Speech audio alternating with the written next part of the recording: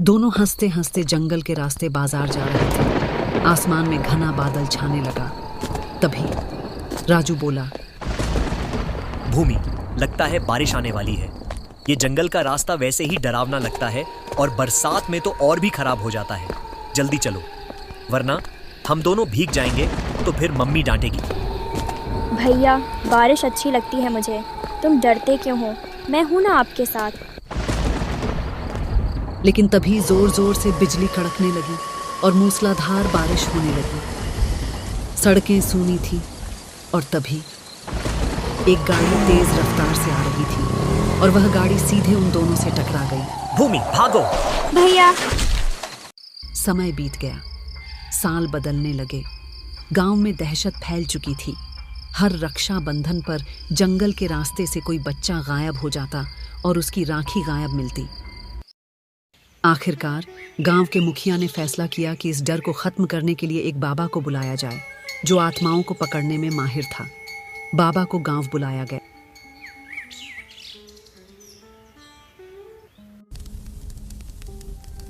एक रक्षाबंधन की रात गांव वाले उसी पेड़ के पास जमा हुए जहां बाबा ने एक हवन की तैयारी की। गांव वालों, ये कोई साधारण आत्माएं नहीं हैं। इनके पीछे कोई अधूरी इच्छा है, कोई गहरा दर्द है। मैंने सुना है कि ये दो भाई बहन की आत्माएं हैं जो रक्षाबंधन के दिन मरे थे। उनकी आत्माएं शांति नहीं पा सकीं और अब वे हर साल अपनी अधूरी राखी की रस्म पूरी करने की कोशिश करती है। लेकिन उनकी ये कोशिश गांव के बच्चों के लिए खतरा बन रही है। मैं आज रात इन आत्माओं को पकड़कर उसे पवित्र नदी में बहा दूंगा। रात गहराने लगी थी। जंगल में सन्नाटा था। केवल हवन की आग जलने की आवाज सुनाई दे रही थी। तभी अचानक हवन की आग में से एक धुआं उठा और भूमिका की आत्मा एक डरावनी शरीर के साथ सामने आया। उसकी आंखों में दर्द और गुस्सा दोनों थे। तुम लोग मुझे क्यों परेशान कर रहे हो? मैंने तो बस अपने भैया को राखी बांधने की कोशिश की थी। हर साल मैं कोशिश करती हूँ, लेकिन कोई मुझे समझता नहीं। तुम सब मेरे भैया को मुझसे दूर क्यों ले गए? मैं उसे राखी बांधना चाहती हूँ। भूमिका, मैं तुम्हारा दर्द समझता हूं। तुम्हारी आत्मा उस दिन की अधूरी इच्छा के कारण भटक रही है, लेकिन तुम्हारी ये कोशिश अब मासूम बच्चों की जान ले रही है। तुम्हारा भाई भी तुम्हारे साथ है, लेकिन तुम दोनों को अब शांति की जरूरत है। तुम्हारी राखी का बंधन पवित्र था, लेकिन अब यह श्राप बन गया है। मेरे साथ आओ, मैं तुम्हें और तुम्हारे भाई को मुक्ति दे। तभी वहां राजू की आत्मा भी प्रकट हो जाता है। बाबा, हमने कभी किसी को नुकसान पहुंचाने की नहीं सोची। वो हर रक्षाबंधन पर मुझे ढूंढती है। हम उस दिन मर गए, लेकिन हमारा प्यार नहीं मरा। भूमि को लगता है कि अगर वो मुझे राखी बांध देगी तो हमारा बंधन पूरा हो जाएगा, लेकिन हर बार वो गुस्से में आकर किसी और को नुकसान पहुंचा देती है। बाबा, हमें बचा लो, हमें इस जंगल से। भैया, मैंने तुम्हें वादा किया था कि मैं तुम्हें हर साल राखी बांधूंगी, लेकिन उस दिन सब बर्बाद हो गया। क्या मैं तुम्हें राखी नहीं बांध सकती? भूमि, मेरी प्यारी बहन, तूने कुछ गलत नहीं किया। हमारा बंधन तो पहले से ही पवित्र है। तूने मुझे हर बार राखी बांधी और मैंने हर बार तुझे वादा किया कि मैं तेरा ध्यान रखूंगा। लेकिन अब हमें इस दुनिया में नहीं रहना चाहिए। हमारी जगह अब यहां नहीं है। बाबा सही कह रहे हैं, हमें शांति चाहिए। तू मेरी बात मान और इस श्राप को खत्म करने दे। तुम दोनों का प्यार और बंधन अमर है, लेकिन अब तुम्हें इस दुनिया को छोड़ना होगा। मैं तुम्हारी आत्माओं को इस पवित्र शीशी में बंद करूंगा और फिर तुम्हें नदी के पवित्र जल में विसर्जित कर दूंगा। उसके बाद तुम दोनों की आत्मा को शांति मिल जाएगी और तुम दोनों एक पवित्र आत्मा बन जाओ। बाबा ने भूमि और राजू की आत्मा को शीशी में बंद किया और गांव वालों के साथ नदी के किनारे बाबा ने शीशी को पानी में विसर्जित कर दिया। लेकिन गांव वाले के अंदर अभी भी डर बना हुआ था। बाबा, वो दोनों आत्मा कहीं फिर से वापस आ गया? देखो, मैंने उस दोनों पवित्र आत्मा को पूरे विधि विधान के साथ उसे पवित्र नदी में लेकिन बाबा, हमें पता कैसे चलेगा कि वह आत्मा अब वापस? देखो, जिस शीशी में उन दोनों आत्मा को हमने बंद करके पवित्र नदी में विसर्जित किया, उस शीशी को अगले अमावस्या तक बंद रहना। बाबा, अगर वह शीशी खुल गया तो? अगर वह शीशी आने वाली अमावस्या से पहले खुल गया तो हो सकता है वह आत्मा फिर से वापस आ। तो बाबा, अब क्या होगा? इसमें डरने वाली कोई बात नहीं है। अगली अमावस्या को हम सब उसी पेड़ के पास उस आत्मा को बुलाएंगे। अगर वह आत्मा वापस नहीं आया तो समझ लेना वो आत्मा पूरी तरह से मुक्त हो गया। बाबा जी, आपका बहुत बहुत धन्यवाद। गांव वालों, ये मेरा कर्तव्य था। अब तुम सब अपने त्योहारों को खुशी से मनाओ। राधा और रमेश की आत्माएं अब शांति में हैं। उनके बंधन का प्यार हमेशा अमर रहेगा, लेकिन अब वो किसी को नुकसान नहीं पहुंचाएंगी। जाओ, अपने घरों को लौटो और रक्षाबंधन को प्यार से मनाओ।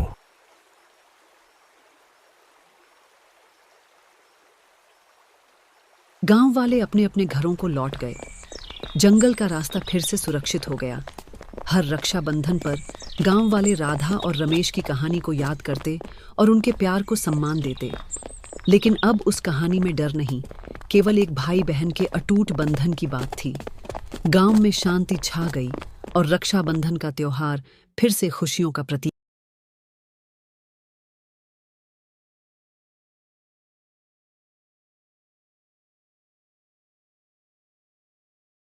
रक्षाबंधन का दिन था।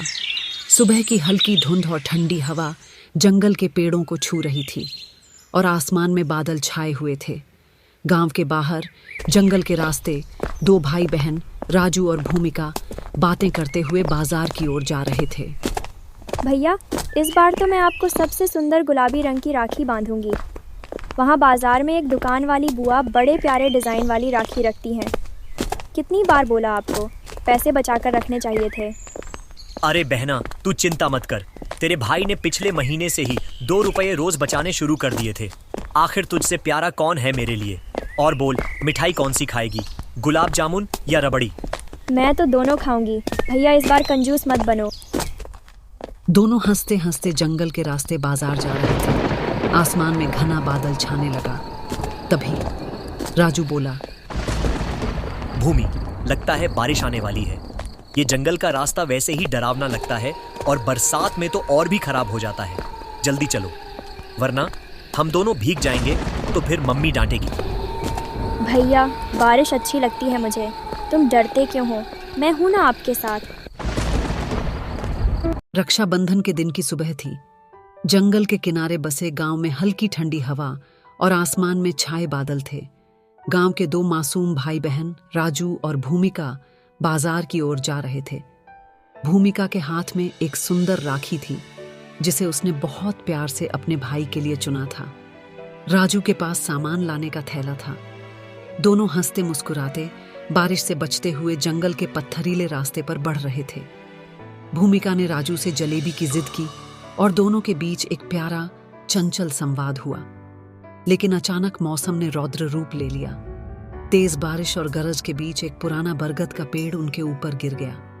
दोनों की मौके पर ही मौत हो गई, लेकिन उनकी आत्माएं मुक्त नहीं हो सकी।